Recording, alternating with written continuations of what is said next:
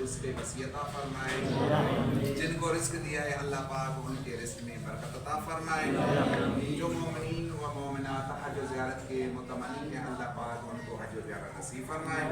اور جو مومنین پریشان حال ہیں جو پریشانی ہے اللہ پاک ان کے صدقے میں پروردگار ان کی تمام تر پریشانیاں مصیبتیں تکلیفیں دور فرمائے. صلوات پڑھیں محمد وعلیہ.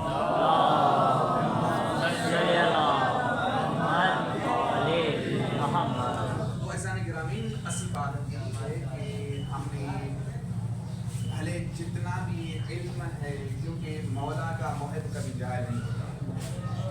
جتنا بھی علم ہے ہم اپنے بچوں کو سکھائیں. ہماری کامیابی ہے ہمارے بچے دیندار بنیں گے.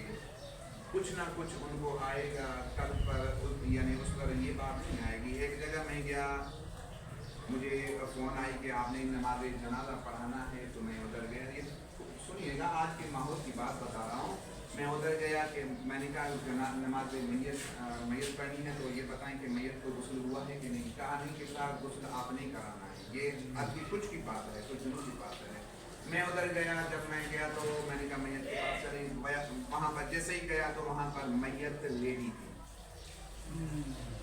عورت تھی. میں نے کہا تم لوگوں کو شرم نہیں آتی. میں ایک عالم ہوں. عالم ہو کے عورت کو میں کیسے جو نا غسل دے سکتا ہوں. حرام ہے. آپ اپنی پڑوس کی کوئی بزرگ خواتین کو لائیں. میں بتا دیں پہلے مجھے بتا دیں میں اسٹوڈنٹ اپنی شاگردین جو طالبات میرے پاس پڑھتی ہیں ان کو لے آتا. خیر ابھی آپ پڑوس میں سے کسی کو ایک 3 عورتیں جو بزرگ ہیں ان کو لے آئیں. جب وہ آئی میرے پاس ان کو سمجھا رہا تھا. توجہ کریے گا ان کو سمجھا رہا تھا تو وہ ایک بار نہیں بلکہ 3 بار میں نے سمجھا. انہوں نے کہا کہ قبلہ ہمیں سمجھ نہیں آ رہا. غسل میت ہمیں سمجھ نہیں آ رہا. میں نے کہا چلو ٹھیک ہے تھوڑی سی پڑھی لکھی جو جوان عورتیں ہیں ان کو بلائیں. میں ان کو سمجھاؤں مرد اس کو غسل نہیں دے سکتا. اس وجہ سے ان کو لائیں. جب وہ لائی گئی اللہ کی عزت کی قسم انہوں نے بھی یہ کہا کہ ہمیں غسل کرانا نہیں ہے. سمجھا رہا ہوں. اچھا میں نے کہا کیا بھائی آپ صحیح کر دو. میں دور ہو کے سمجھا رہا ہوں. آپ ان کو غسل کرواتے جائیں جیسے میں بتا رہا ہوں اسے کرواتے جائیں. پھر کفن دیا. کفن دے کے دفنا کے واپس آئے تو میں بیٹھا نہیں. میں کھڑا ہو گیا. جیسے مجمع تھا تقریباً 500-600 بندے بیٹھے ہوئے تھے. میں نے کہا دعا پہ نہیں آئی. میں نے آپ سے ایک سوال کرنا ہے. میں نے کہا آپ میں سے جس کو غسل آتا ہے دستار امام پہنی ہوئی ہے یقین مانے یہی الفاظ ہیں.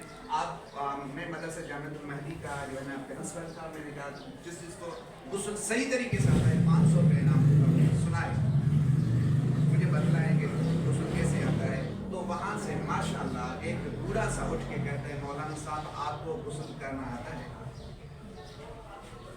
مولانا صاحب آپ کو غسل خود کو کرنا آتا ہے. میں نے کہا مجھے تو نہیں آتا اس لیے تو آپ لوگوں سے پوچھ رہا ہوں کہ غسل کیسے کیا جاتا ہے. پھر انہوں نے کہا کہ ہاں ہم کو غسل آتا ہے. میں نے کہا بتائیں چاچا کیسے غسل کرتے ہیں. کہا نل کے نیچے بیٹھ جاتے ہیں نل کا چلاتے ہیں اور پڑھتے جاتے ہیں لا الہ الا اللہ محمد رسول اللہ لا الہ الا اللہ محمد رسول اللہ.